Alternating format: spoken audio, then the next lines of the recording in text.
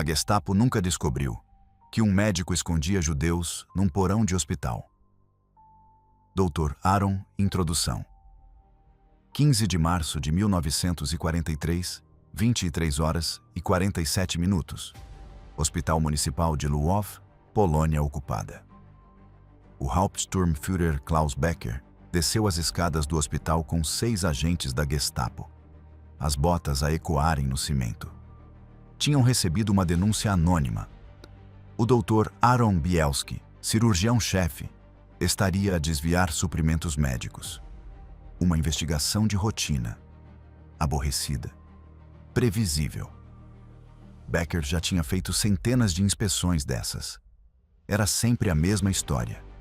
Médicos fracos a roubar morfina, enfermeiras a esconder comida extra, administradores a mexer nos registros de inventário. Pequenas corrupções, prisões menores, nada digno de memória.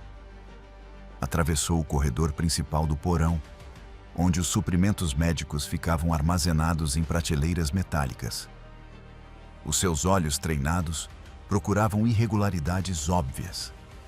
Caixas mal rotuladas, números que não batiam, espaços suspeitosamente vazios.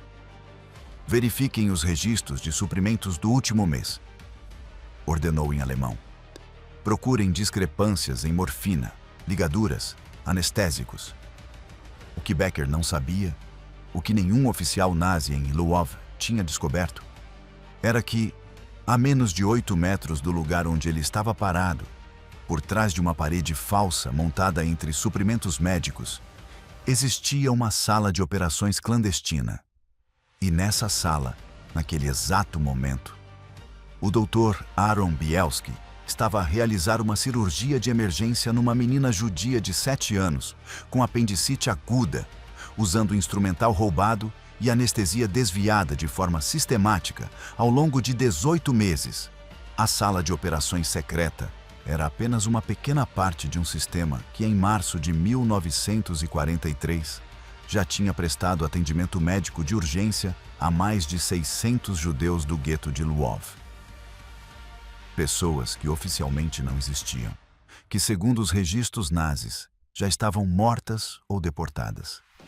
E aquilo não era obra de uma grande organização de resistência, mas sim de um cirurgião de 38 anos, que decidiu que o juramento de Hipócrates não tinha exceções para doentes inconvenientes, mesmo quando tratá-los significava trair todas as leis de ocupação nazi e arriscar não só a própria vida, mas a de cada médico, enfermeira e paciente daquele hospital.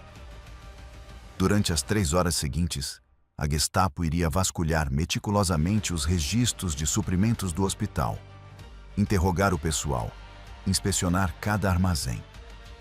Mas nunca encontrariam a sala de operações. Nunca descobririam que o desperdício médico que procuravam estava a ser usado para salvar vidas que os nazis já tinham condenado à morte. Esta é a história de como um cirurgião polaco transformou o porão de um hospital no sistema de saúde clandestino mais eficaz do Holocausto. De como uma sala de operações de 12 metros quadrados derrotou a máquina genocida nazi. E de como a medicina secreta se revelou mais poderosa do que o terror organizado. Tu arriscarias a tua vida e a vida de todos à tua volta para salvar pessoas que o teu governo declarou que não merecem viver? Deixa a tua resposta nos comentários. Parte 1. O médico antes da guerra. O Hospital Municipal de Lwów, construído em 1898, era uma estrutura imponente de 4 andares que dominava a esquina das ruas Piekarska e Rapaporta. As suas paredes de tijolo vermelho e janelas em arco representavam a arquitetura austro-húngara no seu momento mais confiante, quando Lwów era a 3ª maior cidade do Império e o hospital era considerado um dos mais modernos da Europa Central. Em 1939, o edifício já mostrava a idade. As canalizações pingavam, o aquecimento falhava, as enfermarias estavam permanentemente sobrelotadas.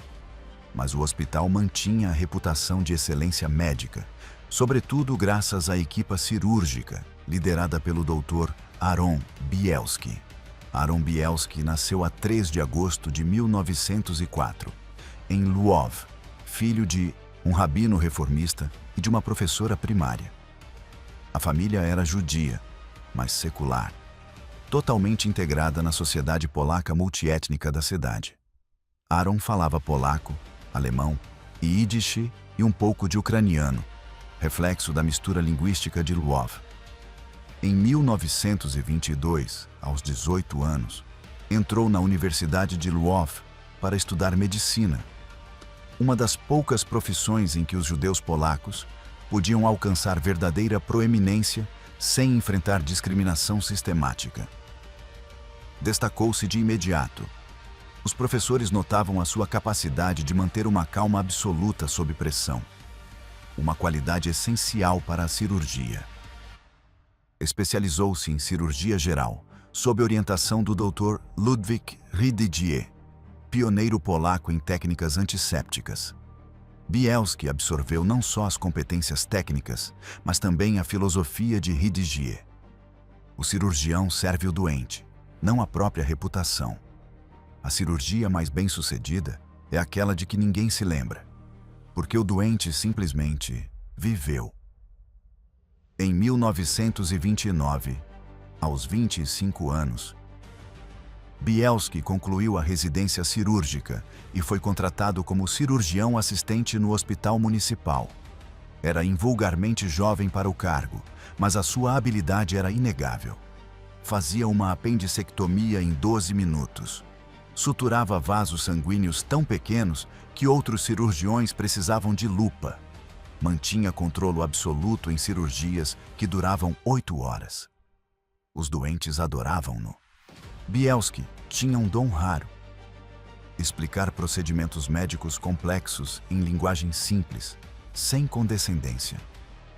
Visitava os pacientes no pós-operatório, mesmo quando não era clinicamente necessário, apenas para confirmar como se sentiam.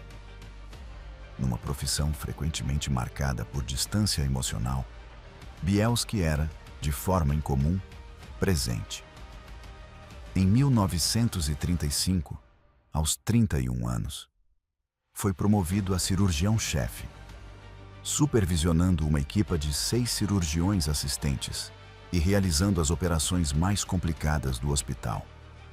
A sua sala cirúrgica no 2º andar tornou-se um centro de inovação, onde experimentava técnicas que lia em revistas médicas alemãs e francesas.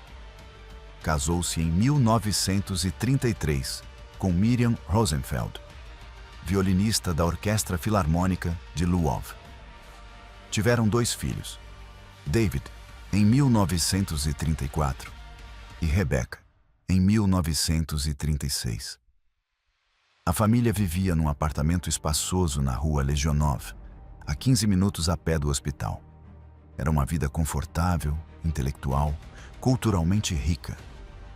Lwów, nos anos 30, era uma cidade de cafés, concertos, debates filosóficos até de madrugada. Bielski não era particularmente religioso. Ia à sinagoga nas grandes festividades, mais por tradição familiar do que por convicção espiritual. A sua verdadeira fé era a medicina, a crença quase religiosa de que o conhecimento científico, aplicado com compaixão, podia aliviar o sofrimento humano. Essa crença, perfeitamente profissional nos anos 30, tornar-se-ia revolucionária nos anos 40. A 1ª de setembro de 1939, a Alemanha invadiu a Polônia a partir do oeste. A 17 de setembro, seguindo o pacto secreto Molotov-Ribbentrop, a União Soviética invadiu a partir do leste. A Polônia foi repartida, dividida entre 2 potências totalitárias. Lwów caiu na zona soviética. A ocupação soviética foi brutal, mas não genocida. Os comunistas prenderam capitalistas, intelectuais antissoviéticos, oficiais militares polacos. Nacionalizaram propriedades, coletivizaram empresas, impuseram ideologia marxista. Mas os hospitais continuaram a funcionar. Os médicos continuaram a tratar doentes. Bielski adaptou-se. Participou nas reuniões políticas obrigatórias, decorou as palavras de ordem certas, evitou comentários que o pudessem marcar como contra-revolucionário. Continuou a operar, a salvar vidas, a treinar residentes. A medicina dava continuidade quando tudo o resto mudava. Durante 22 meses, Lwów existiu num limbo estranho. Ocupada, mas a funcionar. Oprimida, mas não destruída. Bielski operava sob bandeira soviética em vez de polaca, mas as cirurgias eram as mesmas. Tudo mudou a 22 de junho de 1941. Parte 2. A invasão nazi e o primeiro dilema. Às 3h15 da manhã de 22 de junho de 1941, começou a Operação Barbarossa. 3 milhões de soldados alemães atravessaram a fronteira soviética no maior fronte de batalha da história da guerra. Lwów, cidade estratégica perto da fronteira, foi um alvo imediato. O Exército Vermelho colapsou. A 30 de junho, as forças alemãs capturaram Lwów. A ocupação soviética terminou. A ocupação nazi começou. A diferença foi imediata e aterradora. Os soviéticos ocupavam territórios. Os nazis implementavam genocídio. Nos primeiros dias de julho de 1941, as Einsatzgruppen, os esquadrões móveis de assassinato nazi, chegaram a Lwów. Organizaram aquilo que depois ficou conhecido como os pogroms de Lwów. 3 dias de massacres durante os quais cerca de 4.000 judeus foram assassinados por soldados alemães, polícias ucranianos auxiliares e colaboradores locais. Bielski observava pelas janelas do hospital enquanto turbas arrastavam homens judeus das suas casas, espancando-os até a morte nas ruas. Viu mulheres violadas em público. Viu crianças fuziladas diante dos pais. O hospital recebeu vagas de feridos. Judeus espancados, esfaqueados, mutilados, mais do que conseguiam tratar. E então chegou a ordem. Médicos judeus não podiam tratar doentes não judeus. Doentes judeus só podiam ser tratados por médicos judeus. O hospital tinha de ser segregado por completo.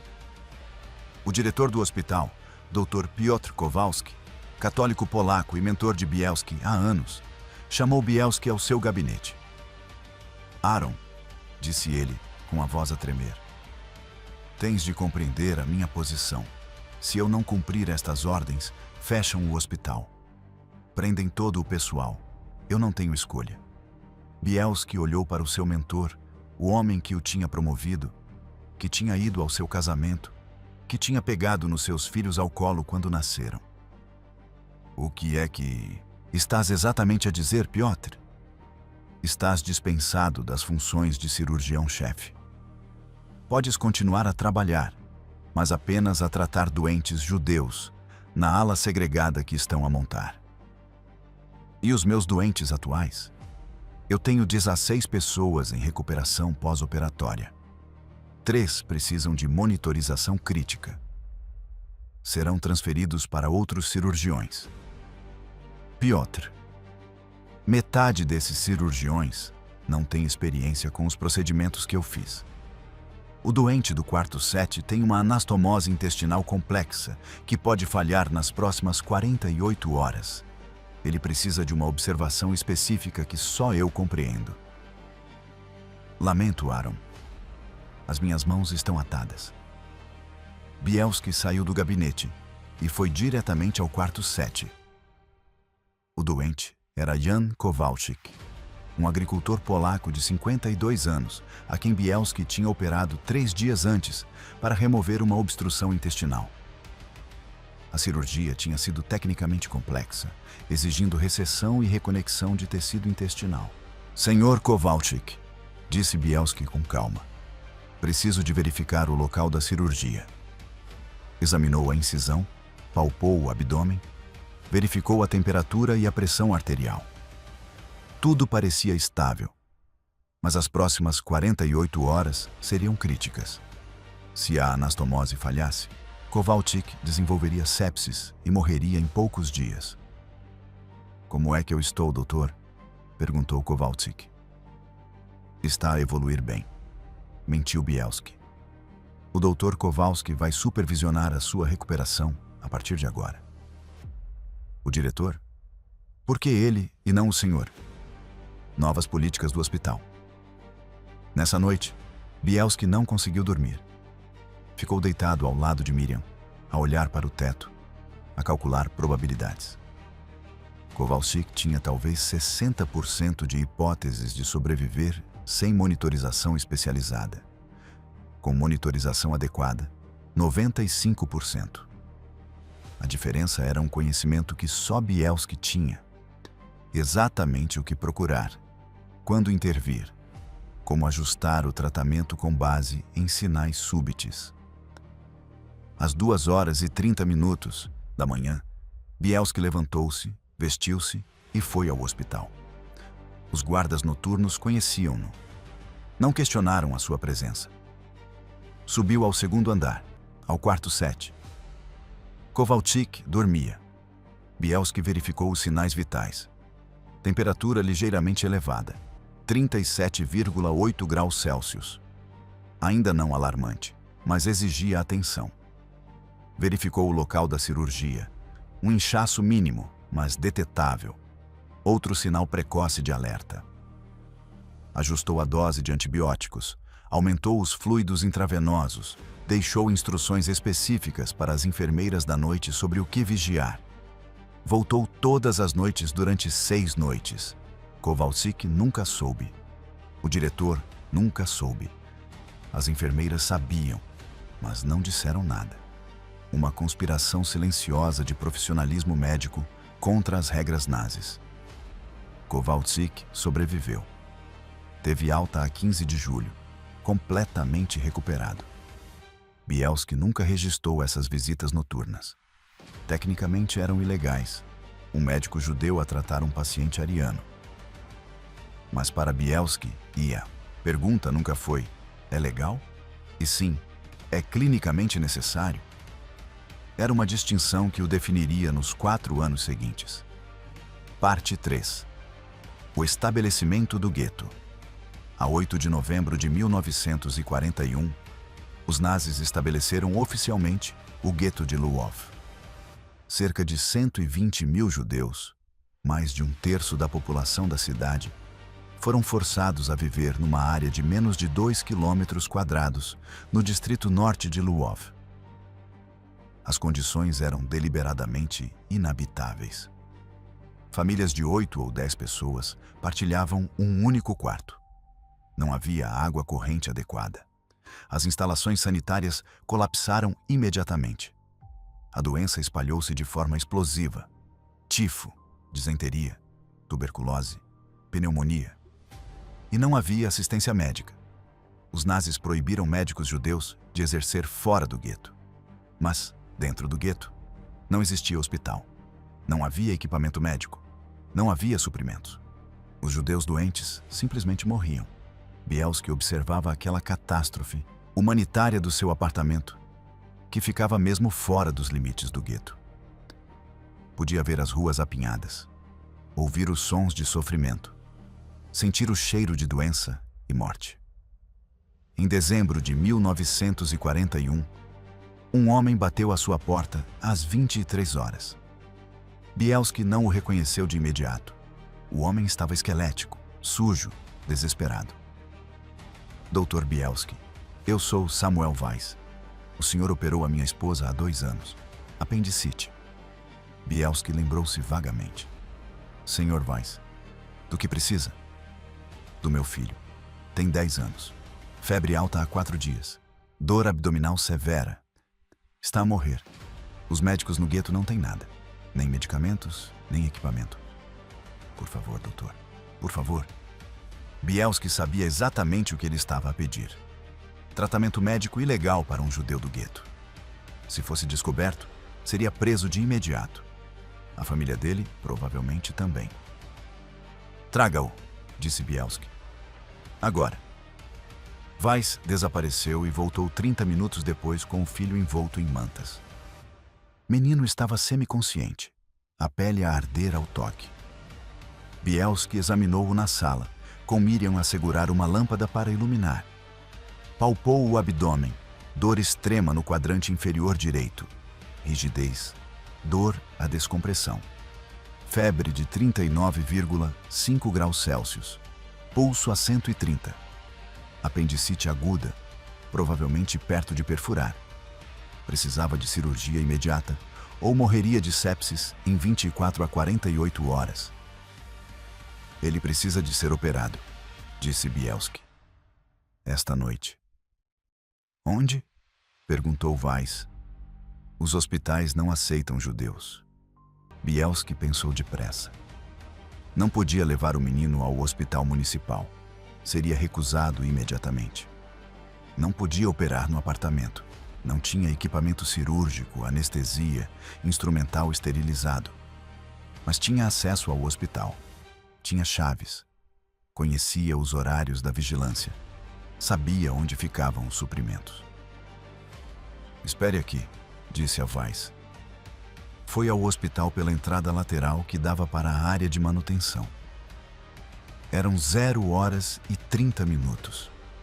O hospital estava quase todo a dormir. Apenas o mínimo de pessoal noturno nas enfermarias. Desceu ao porão, onde ficavam os armazéns de suprimentos médicos. Encontrou o que precisava: instrumental cirúrgico, anestesia, suturas, antibióticos, ligaduras. Colocou tudo numa mala médica. Voltou ao apartamento. Vista-o com roupa quente. Venha comigo. E mantenha-se absolutamente em silêncio. Levou Weiss e o filho de volta ao hospital pela entrada lateral. Desceram ao porão. Bielski tinha identificado uma área de armazenamento raramente usada no extremo mais afastado do porão. Basicamente, uma sala de arrumos grande, com uma mesa de trabalho. Limpou a mesa, cobriu-a com lençóis esterilizados. Deitou o menino. Sr. Weiss, vai ver coisas que podem aterrorizá-lo. Mas confie em mim.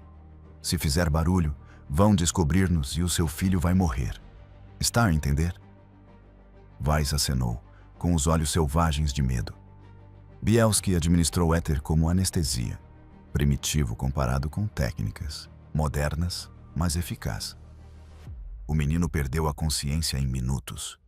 Operou com ferramentas limitadas, em condições muito longe do ideal. Sem assistente cirúrgico, sem enfermeira de instrumentação.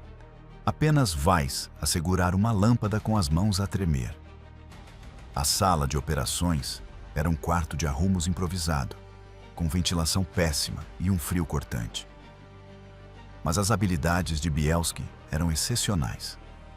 Fez a incisão, encontrou o apêndice inflamado, ligou vasos sanguíneos, removeu o apêndice, inspecionou possíveis sinais de contaminação peritoneal, fechou por camadas. 32 minutos desde a incisão até ao último ponto.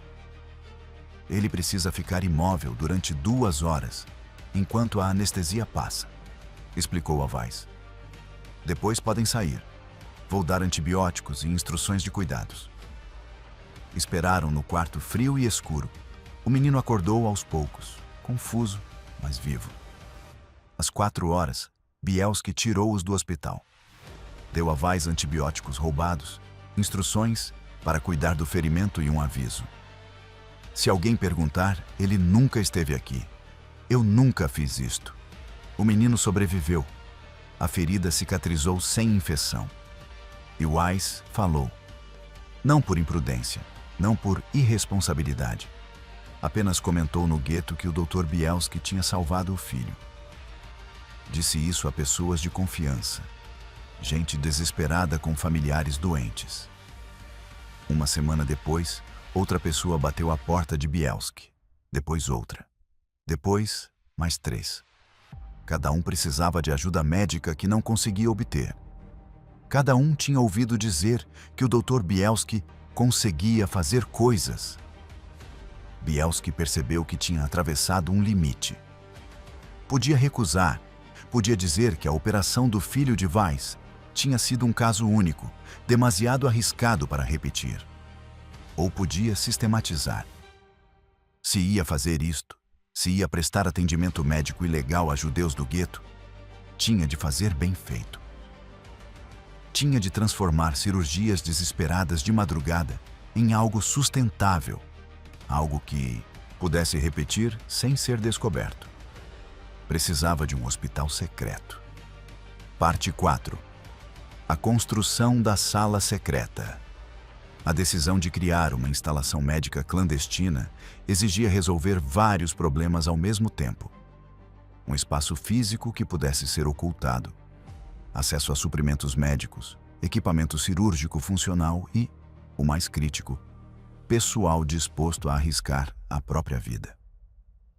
Bielski passou 2 semanas em janeiro de 1942 a estudar o porão do Hospital Municipal de Lwów. Conhecia o edifício como a palma da mão depois de 13 anos a trabalhar ali, mas agora observava com outros olhos, não à procura de eficiência médica, e sim de possibilidade de esconderijo.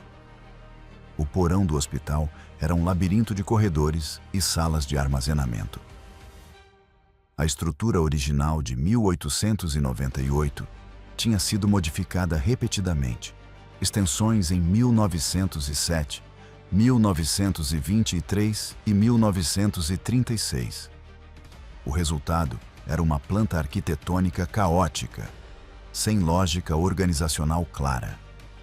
Bielski identificou uma área no extremo sudeste do porão, originalmente desenhada como depósito de carvão em 1898, mas convertida em armazenamento geral quando o hospital mudou para aquecimento a gás em 1923.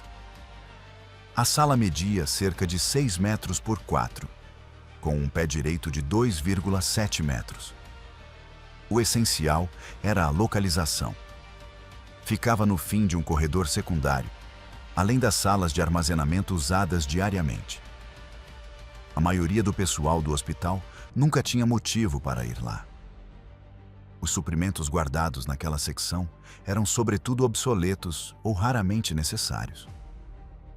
Mas a sala existente não chegava. Precisava de ficar completamente escondida, não apenas fora de mão. Através de contactos na resistência polaca, Bielski ligou-se a um engenheiro estrutural chamado Tadeusz Borowski, que já tinha projetado vários esconderijos para partisanos em Lwów. Borowski visitou o hospital disfarçado de inspetor de manutenção. O desafio, explicou Borowski depois de examinar o espaço, é que não podemos simplesmente erguer uma parede falsa. O hospital tem plantas arquivadas. Se alguém as consultar e as dimensões não baterem, vai levantar suspeitas. Então, o que sugeres? Perguntou Bielski. Construímos a sala secreta onde, oficialmente, não pode existir uma sala. Borowski explicou a ideia. Analisar as plantas oficiais, procurar discrepâncias entre o desenho e a estrutura real e depois explorar essas discrepâncias. Passou 3 dias a rever registros municipais, plantas de 1898 e as reformas de 1907, 1923 e 1936. Encontrou exatamente o que esperava. As várias remodelações tinham criado inconsistências. As plantas de 1936 mostravam certas áreas do porão com dimensões que não coincidiam com as medições reais. Aqui, disse ele, apontando para uma secção da planta. Segundo os registros oficiais, esta área do porão tem 18 metros de comprimento. Mas quando medi, são 22, a 4 metros de espaço que não está documentado. Por quê? Perguntou Bielski. Provavelmente um erro de medição na reforma de 1923. Alguém atualizou as plantas de forma errada. ou foi uma alteração estrutural que nunca foi registrada oficialmente. Não importa. O que importa é que temos 4 metros de espaço que no papel não existem. O plano de Borovsky era brilhante. Construir a sala de operações secreta dentro desses 4 metros inexistentes. Se as autoridades nazis comparassem um dia a estrutura física com as plantas oficiais, as medidas bateriam, porque as plantas já estavam erradas desde antes. A construção levou 6 semanas. Borovsky trabalhava sozinho de noite, entre a 1h e as 4h, quando o hospital estava mais silencioso. Bielski fazia de vigia, usando o acesso legítimo ao hospital para alertar caso surgisse qualquer atividade fora do normal. Borovsky levantou uma parede falsa com tijolo recuperado, igual ao da estrutura original. A parede tinha uma entrada oculta. Um painel que deslizava na horizontal atrás de uma estante de suprimentos. Para entrar, era preciso saber exatamente que parte da estante mover e em que sequência. A sala secreta final tinha 4 metros de comprimento, 3,5 de largura e 2,7 de altura. Volume total, cerca de 38 metros cúbicos. Não era grande, mas era suficiente. Bielski desenhou o interior ao pormenor. Uma mesa de operações, improvisada com uma mesa de aço inoxidável do refeitório, reforçada e ajustada à altura correta. Iluminação. 2 lâmpadas cirúrgicas roubadas de um bloco operatório desativado no 3º andar, ligadas ao sistema elétrico do hospital através de cabos escondidos no teto do porão. Ventilação. Borovsky instalou um ducto passivo ligado ao sistema geral de ventilação. Não era confortável, mas bastava para evitar a acumulação perigosa de gases anestésicos. Armazenamento. Prateleiras de aço para instrumentos, suprimentos e medicamentos. Tudo organizado num sistema de catalogação que só Bielski entendia. Ponto de lavagem.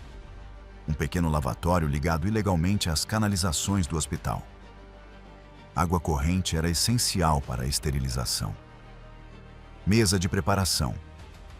Uma superfície extra para preparar pacientes e organizar instrumentos antes das cirurgias.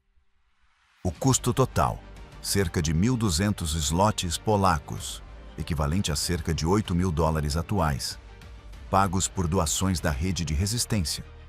Cada zloty era risco. Cada doador, uma potencial vítima se a Gestapo rastreasse o dinheiro. O primeiro teste da instalação chegou a 8 de março de 1942. Parte 5. A primeira cirurgia secreta. Rachel Goldstein tinha 32 anos e estava grávida de 7 meses, quando apareceu à porta de Bielski. A irmã trouxe-a, praticamente ao colo. Rachel estava pálida, a suar, quase inconsciente. Hemorragia vaginal severa, explicou a irmã. Começou esta manhã. Não para. Bielski examinou-a rapidamente. Placenta prévia com hemorragia ativa. Sem intervenção cirúrgica, mãe e bebê morreriam em poucas horas. Com intervenção, uma cesariana de emergência, havia hipótese de salvar ambos. Tenho de operá-la, disse Bielski. Agora. Transportaram Rachel para o hospital usando o método que Bielski tinha criado. Entrada lateral às 2h da manhã, quando a troca de turnos criava uma breve janela com menos vigilância. Cobriram-na com uma manta e, se alguém perguntasse, mentalmente, seria apenas suprimentos médicos a entrar. Era a primeira vez que Bielski usava a sala secreta para uma cirurgia maior. Já lá tinha feito procedimentos menores, sutura de feridas, extração de balas, tratamentos dentários, mas nunca uma operação grande. A enfermeira Zofia Kowalczyk, que trabalhava com Bielski há 8 anos no hospital principal, ofereceu-se para ajudar nas cirurgias clandestinas. Era católica polaca, sem motivo pessoal para arriscar a vida por doentes judeus, exceto a convicção de que, A medicina não tem religião. Pronta? Perguntou Bielski. Pronta, respondeu Zofia a preparar os instrumentos. Uma cesariana exige precisão absoluta. Bielski tinha de abrir a parede abdominal e o útero, retirar o bebê, remover a placenta, reparar o útero e fechar a parede abdominal. Cada etapa tinha riscos próprios: hemorragia, lesão de órgãos adjacentes, infecção. Numa sala cirúrgica normal, teria uma equipe de 4: cirurgião principal, cirurgião assistente, enfermeira instrumentista e anestesista. Ali, só tinha Zofia. Aplicou anestesia local com alguma sedação. Não podia arriscar uma anestesia geral profunda em condições tão frágeis. Rachel permaneceu semiconsciente, mas controlada. Fez a incisão. Hemorragia imediata, mais do que esperava. Sucção, ordenou. Zofia reagiu no mesmo instante, já antecipando a necessidade. Trabalhou depressa, mas com cuidado. Abriu o útero, retirou o bebê. Uma menina, pequena, mas a respirar. Zofia tratou do bebê enquanto Bielski controlava a hemorragia de Rachel. A placenta estava aderida de forma anormal, tornando a remoção perigosa. Bielski trabalhou com extrema minúcia, removendo o tecido placentar peça por peça para evitar uma hemorragia catastrófica. 53 minutos desde a primeira incisão até ao último ponto. Mãe e bebê sobreviveram. Mantiveram Rachel numa recuperação secreta durante 3 dias. Zofia monitorizava-a a cada 6 horas, verificando sinais vitais, ferida cirúrgica, produção de leite. Rachel amamentava a filha numa escuridão quase total, escondidas no porão do hospital. No 4º dia, já suficientemente estável para se mover, Bielski organizou o regresso ao gueto. Rachel e a filha desapareceram no labirinto de ruas apinhadas. Bielski nunca soube o que aconteceu depois. Talvez tenham sobrevivido à guerra. Talvez tenham sido deportadas para campos de extermínio. A maioria dos judeus do gueto de Lvov morreu. Cerca de 100 mil dos 120 mil foram assassinados até 1944. Mas, em março de 1942, Bielski deu a Rachel e a filha uma possibilidade de vida. Sem ele, teriam morrido com certeza. A cirurgia de Rachel provou que a sala secreta funcionava, mas também expôs limitações. O espaço era insuficiente para recuperações longas. Precisavam de um sistema para mover pacientes rapidamente após a cirurgia. Bielski ligou-se à rede de casas seguras em Lwów, apartamentos e negócios onde a resistência escondia judeus. Criou um esquema de transferência. Cirurgia no hospital, recuperação inicial de 2 a 3 dias na sala secreta. Depois, deslocação para uma casa segura para recuperação completa. O sistema dependia de coordenação precisa e comunicação secreta. Bielski usava mensageiros da resistência, códigos simples, encontros em locais variados. Nunca escrevia nada. Tinha tudo memorizado. Em abril de 1942, já fazia 2 a 3 cirurgias por semana. Em julho, 5 a 6. Em outubro, o número subiu para 8 a 10. Os procedimentos variavam: apendicectomias, cesarianas, remoção de balas, reparação de fraturas expostas, cirurgia ocular, tratamentos dentários maiores. Tudo o que exigisse habilidade cirúrgica e que não pudesse ser feito nas condições primitivas do gueto. Cada cirurgia era um ato de resistência. Não resistência armada. Bielski nunca pegou numa arma, mas resistência médica contra uma política genocida que negava cuidados a pessoas classificadas como não merecedoras de viver. Parte 6. A expansão da rede. No fim de 1942, a operação de Bielski tinha evoluído de um esforço individual para uma rede médica clandestina com vários componentes. Pessoal médico, Além de Bielski e Zofia, incluía agora mais 3 médicos. 2 judeus escondidos do gueto, um polaco simpatizante e 4 enfermeiras. Cada pessoa sabia apenas o que precisava de saber. Compartimentação para limitar danos caso alguém fosse capturado. Suprimentos médicos. Bielski desenvolveu um sistema sofisticado para desviar suprimentos sem levantar suspeitas. Alterava registros de inventário, reportava desperdício em quantidades ligeiramente inflacionadas. Perdia instrumentos cirúrgicos que, na verdade, estavam escondidos na sala secreta. O roubo era meticuloso, distribuído no tempo, impossível de atribuir a um ato isolado. Sistema de encaminhamento. Médicos no gueto que não conseguiam realizar procedimentos complexos enviavam doentes a Bielski através de canais da resistência. Um paciente com cancro operável, uma mulher com gravidez ectópica, uma criança com obstrução intestinal. Todos chegavam à porta de Bielski com recados codificados de médicos desesperados. Transporte. Uma rede de condutores que movia pacientes entre o gueto, o hospital secreto e as casas seguras. Usavam ambulâncias roubadas, carrinhas de entrega com compartimentos ocultos, até carros funerários, onde os doentes fingiam estar mortos durante o transporte. Financiamento. A operação custava cerca de 800 zlotys por semana. O dinheiro vinha da resistência polaca, de organizações de caridade judaicas clandestinas e de doações de indivíduos ricos simpatizantes. Bielski nunca perguntava de onde vinha. Sabia que era melhor não saber. Os riscos multiplicavam-se com cada procedimento. Cada pessoa envolvida era um potencial ponto de falha.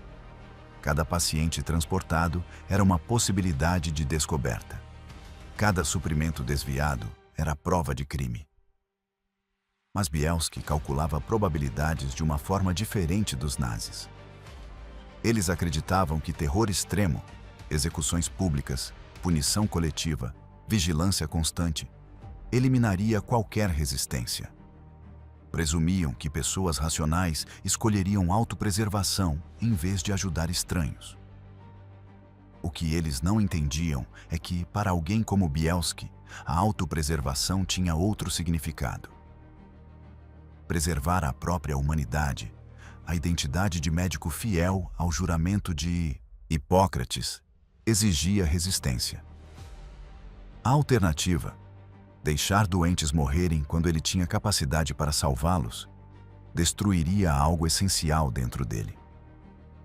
Era um cálculo que os nazis, com a visão cínica que tinham da natureza humana, jamais compreenderiam. Um caso ilustra isso perfeitamente. Dezembro de 1942. Herr Müller, um oficial nazi de escalão médio na administração do gueto, desenvolveu uma apendicite aguda. Foi internado no hospital municipal, onde Bielski ainda mantinha um cargo oficial como cirurgião, apenas para doentes não judeus. O diretor do hospital atribuiu a cirurgia a Bielski. É um oficial importante. Não podemos arriscar complicações. Bielski operou Müller com a mesma precisão que usava nas cirurgias secretas. Apendicectomia perfeita, sem complicações. Müller recuperou completamente em 6 dias. Zofia confrontou Bielski depois. Como é que consegues? Esse homem assina ordens de deportação. Provavelmente enviou centenas para a morte. Podias tê-lo deixado morrer. Podias ter cometido um erro cirúrgico. Bielski respondeu com calma. Se eu o tivesse matado, eu teria virado assassino. Eu não combato a maldade dele tornando-me mau. Eu combato mantendo-me médico. Salvei a vida dele porque é isso que os médicos fazem. E esta noite vou salvar mais 3 vidas no porão. Vidas que ele gostaria de destruir. Essa é a minha resistência.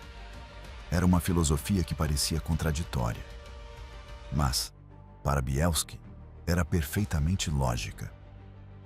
Manter a integridade profissional em todas as circunstâncias dava-lhe força moral para continuar a operar em segredo.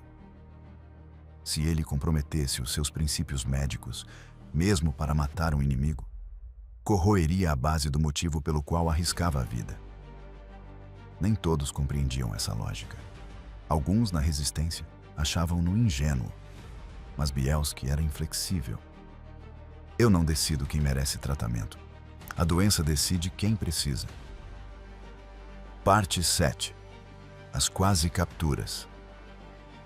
A operação de Bielski quase foi descoberta 3 vezes. Primeira vez, abril de 1943. Um guarda de segurança do hospital, Stefan Kroll, notou atividade incomum no porão durante turnos noturnos. Informou o supervisor de que tinha visto o Dr. Bielski entrar na área de armazenamento do porão às 2 horas da manhã em várias ocasiões. O supervisor, que era secretamente simpatizante da resistência, confrontou Bielski em privado. O Stefan está a fazer perguntas. O que é que eu digo? Bielski tomou uma decisão ousada. Chamou Stefan para uma conversa reservada. Eu sei que reparaste nas minhas atividades à noite. Vou confiar em ti a verdade, porque acredito que és um homem decente. Explicou-lhe, de forma direta, o que estava a fazer. Não revelou a localização exata da sala de operações, mas admitiu que tratava doentes judeus vindos do gueto. Stefan ouviu em silêncio. No fim, disse: "A minha irmã morreu no parto há 2 anos. Hemorragia depois do bebê nascer. O médico da aldeia não conseguiu parar. Ela sangrou até morrer em 3 horas. Se houvesse um cirurgião como o senhor..." Parou, com os olhos cheios de lágrimas. "Eu vou continuar a reportar que o senhor está a fazer inventário noturno de suprimentos médicos. É isso que vou escrever nos meus relatórios." Stefan tornou-se um aliado involuntário, avisando Bielski quando inspeções eram marcadas ou quando oficiais nazis visitavam o hospital. Segunda vez, julho de 1943. As autoridades nazis ordenaram um inventário completo de todos os suprimentos médicos nos hospitais de Lwów, à procura de desvios. Uma equipa de auditores alemães chegou com registros detalhados, pronta para verificar cada item. Bielski teve 24 horas de aviso. Trabalhou a noite inteira a devolver suprimentos da sala secreta para os armazéns oficiais e a ajustar registros para que as discrepâncias parecessem erros administrativos menores e não um roubo sistemático. Os auditores encontraram irregularidades. Faltavam cerca de 15% de certos materiais. Mas Bielski já tinha uma explicação pronta. Deterioração de suprimentos por más condições de armazenamento e uso no tratamento de feridos do gueto quando epidemias exigiam intervenção para impedir que a doença se espalhasse para a população ariana. Os auditores aceitaram com desconfiança, mas sem prova concreta de roubo deliberado. Repreenderam o diretor por gestão negligente. Bielski evitou a prisão. Terceira vez, março de 1944. Um paciente judeu operado por Bielski foi capturado numa rusga. Sob tortura, revelou que tinha sido operado num hospital secreto, mas não sabia a localização exata nem nomes específicos. A Gestapo abriu investigação. Interrogou o pessoal do hospital municipal, revistou o porão, examinou registros médicos à procura de padrões suspeitos. A sala secreta não foi descoberta, mas a pressão aumentou. Bielski suspendeu todas as cirurgias durante 6 semanas, esperando que a investigação esfriasse. Foi um período agonizante. Doentes que precisavam de cirurgia urgente eram recusados. Alguns morreram à espera.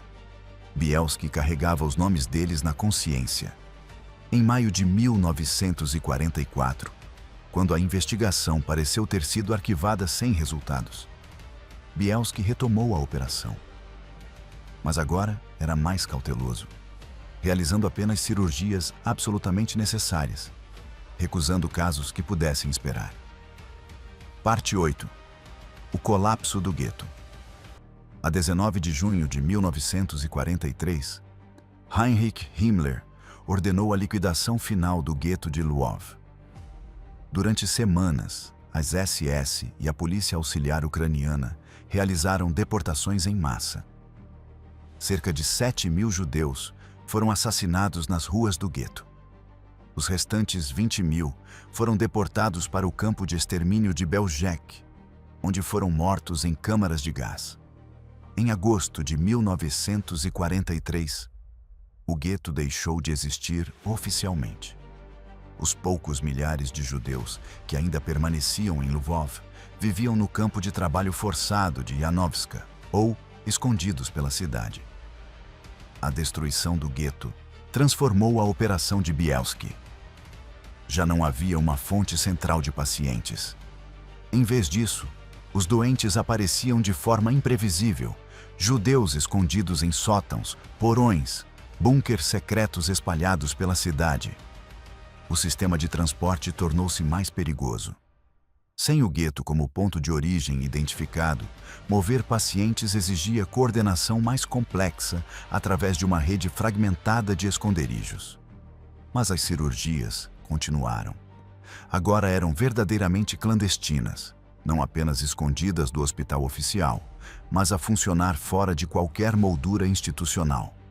Bielski estimou mais tarde que entre agosto de 1943 e julho de 1944, realizou cerca de 180 cirurgias na sala secreta. Os casos tornaram-se cada vez mais desesperados. Remoção de balas de partisanos feridos. Tratamento de feridas de tortura em prisioneiros fugitivos. Cirurgia reconstrutiva em mulheres desfiguradas por violência sexual. Uma cirurgia desse período perseguiu-o em particular. Abril de 1944. Uma mulher de 28 anos chegou grávida de 8 meses. Tinha sido violada por soldados alemães durante uma rusga ao esconderijo onde estava. Ficou grávida. Sobreviveu mudando de local várias vezes, e a barriga crescente tornava cada vez mais difícil manter-se escondida. Agora estava em trabalho de parto prematuro. O bebê vinha de nádegas e havia prolapso do cordão umbilical. Sem uma cesariana de emergência, ambos morreriam. Bielski operou. Retirou o bebê. Um menino pequeno, mas vivo. A mulher sobreviveu. Depois, enquanto segurava o recém-nascido, ela perguntou: "O que eu faço com ele? Sempre que olho para ele, eu vejo os homens que me violaram. Como é que eu consigo amá-lo?" Bielski não tinha resposta. Não era psicólogo, era cirurgião. "Eu fiz o que eu podia fazer. Mantive-vos vivos aos dois. O que fizer com essa vida agora é decisão sua."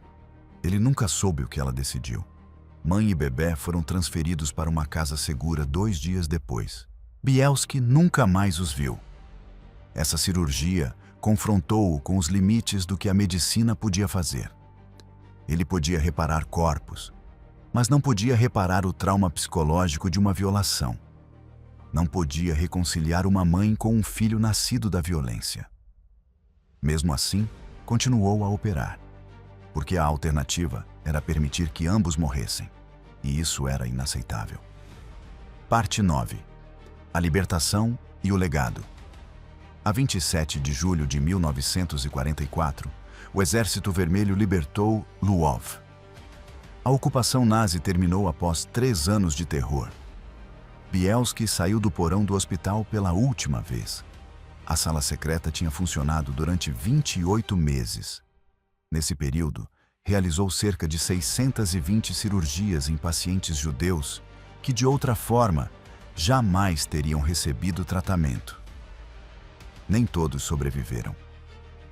A medicina clandestina tem taxas de mortalidade mais altas do que a medicina hospitalar normal. Bielski estimou que cerca de 87% dos pacientes sobreviveram às cirurgias e à recuperação inicial. Algo excepcional dadas as condições. Mas isso significava que aproximadamente 80 pessoas morreram apesar dos seus esforços. Ainda assim, 540 pessoas viveram quando, de outra forma, teriam morrido. 540 vidas salvas por um cirurgião a operar num porão com suprimentos roubados. 3 dias depois da libertação, os soviéticos prenderam Bielski. Não porque tivessem descoberto a operação, na verdade, nunca souberam dela. Prenderam-no porque era um médico instruído, e isso fazia dele alguém suspeito de simpatias burguesas. Passou 6 meses numa prisão soviética e foi libertado sem acusações.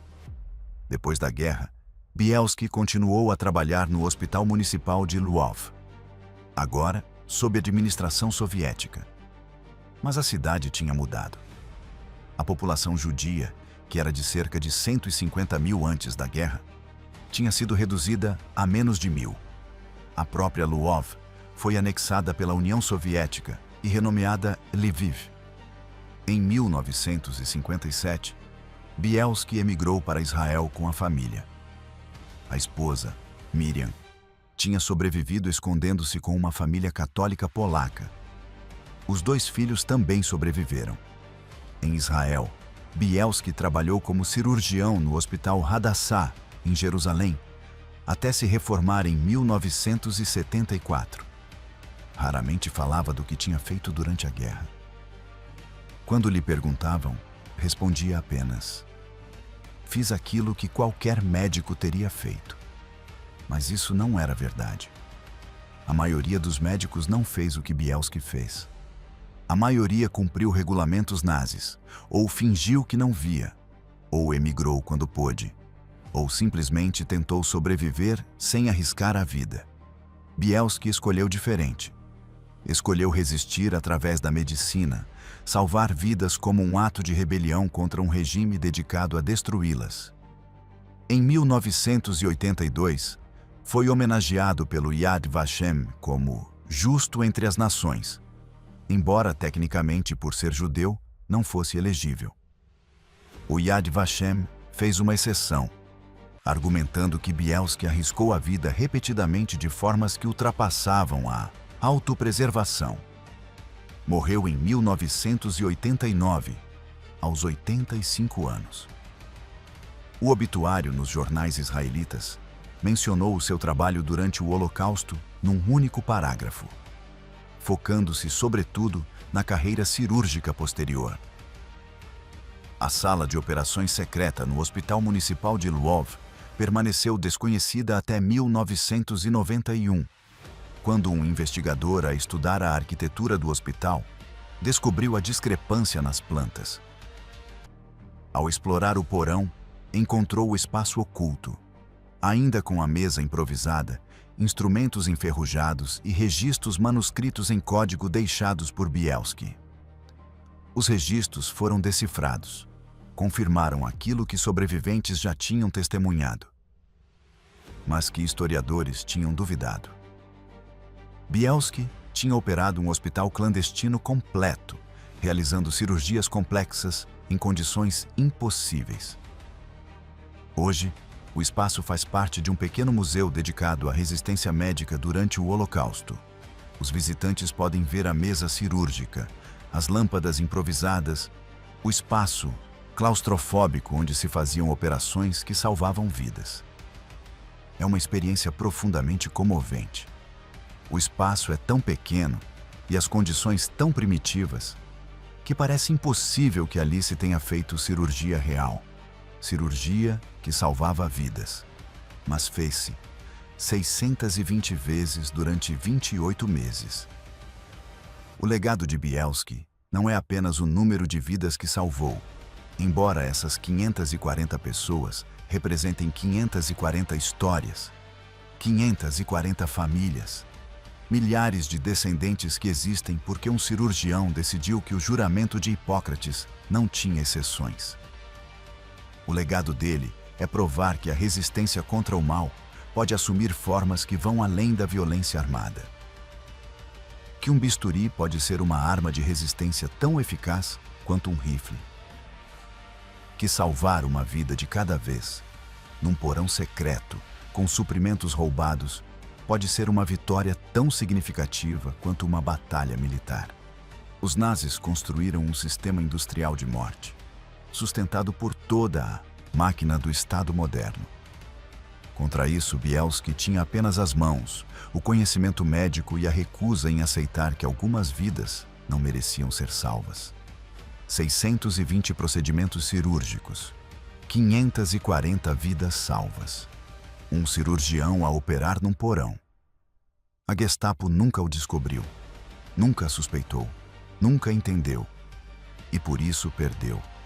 Porque no fim, não importa quanto poder um Estado totalitário tenha, ele não consegue eliminar totalmente a capacidade humana de escolher compaixão em vez de obediência, de arriscar tudo por estranhos, de acreditar que cada vida individual importa. Bielski escolheu, e 540 pessoas viveram por causa dessa escolha. Essa é a lição do porão do hospital. Essa é a lição que os nazis nunca conseguiram aprender. A medicina não conhece fronteiras. A compaixão não reconhece decretos. A humanidade persiste mesmo nos lugares mais escuros. E, às vezes, um médico com um bisturi consegue derrotar um império de câmaras de gás. Um procedimento de cada vez. Uma vida de cada vez. Num porão secreto que ninguém sequer suspeitou que existia.